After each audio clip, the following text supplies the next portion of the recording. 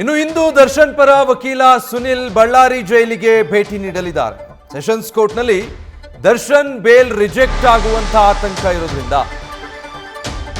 ಇವತ್ತು ದರ್ಶನ್ ರನ್ನ ನೋಡೋದಕ್ಕೆ ಅವರ ಪರ ವಕೀಲ ಸುನಿಲ್ ಬಳ್ಳಾರಿ ಜೈಲಿಗೆ ಭೇಟಿ ಕೊಡ್ತಾರೆ. ಈಗಾಗಲೇ ಬೇಲ್ ಅಪ್ಲಿಕೇಶನ್ ಸೆಷನ್ಸ್ ಕೋರ್ಟ್ನಲ್ಲಿರೋದ್ರಿಂದ ಅದೇನಾದರೂ ರಿಜೆಕ್ಟ್ ಆಗಬಹುದು ಅನ್ನೋ ಆತಂಕ ಇದೆ. ಸೊ ಮೂವರು ಆರೋಪಿಗಳಿಗೆ ಒಂದ್ ಕಡೆ ಈಗಾಗಲೇ ಬೇಲ್ ಸಿಕ್ಕಿದೆ. ಬಟ್ ಆದರೂ ದರ್ಶನ್ರಿಗೆ ನೆಮ್ಮದಿ ಇಲ್ಲ.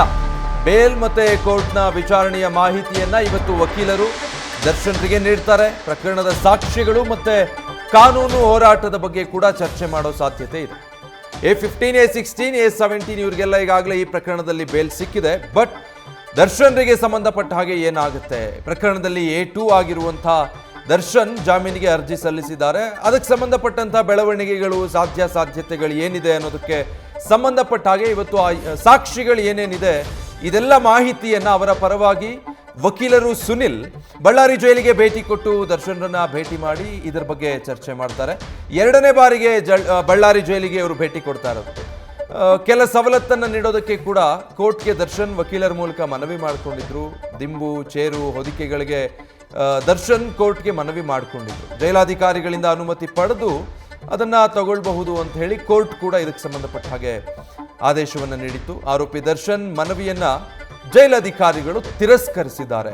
ಬಳ್ಳಾರಿ ಜೈಲಿನ ಬಗ್ಗೆಯೂ ಕೂಡ ಇದೇ ಸಂದರ್ಭದಲ್ಲಿ ವಕೀಲರು ಮಾಹಿತಿಯನ್ನ ಪಡೆಯಲಿದ್ದಾರೆ. ಅಧಿಕಾರಿಗಳು ಹೇಗೆ ಅನ್ನೋದಕ್ಕೆ ಇವತ್ತು ಆರೋಪಿ ದರ್ಶನ್ರನ್ನ ವಕೀಲರು ಭೇಟಿ ಮಾಡಿದ ಸಂದರ್ಭದಲ್ಲಿ ಈ ಎರಡೂ ವಿಚಾರಗಳಿಗೆ ಸಂಬಂಧಪಟ್ಟ ಹಾಗೆ ದರ್ಶನ್ರ ಜೊತೆಗೆ ಚರ್ಚೆ ಮಾಡ್ತಾರೆ. ಒಂದು, ಬೇಲ್ ಅಪ್ಲಿಕೇಶನ್ನ ಸ್ಟೇಟಸ್ ಏನಾಗಬಹುದು ಅನ್ನೋದು.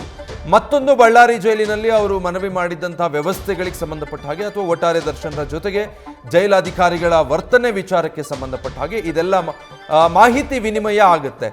ದರ್ಶನ್ರನ್ನ ಭೇಟಿ ಮಾಡೋದಕ್ಕೆ ಇವತ್ತು ಅವರ ಪರ ವಕೀಲ ಸುನಿಲ್ ಬಳ್ಳಾರಿ ಜೈಲಿಗೆ ಭೇಟಿ ಕೊಡ್ತಾರೆ. ನ್ಯೂಸ್ ಫಸ್ಟ್ ನಿರ್ಭೀತಿಯಿಂದ ನಿಮ್ಮ ಪರವಾಗಿ.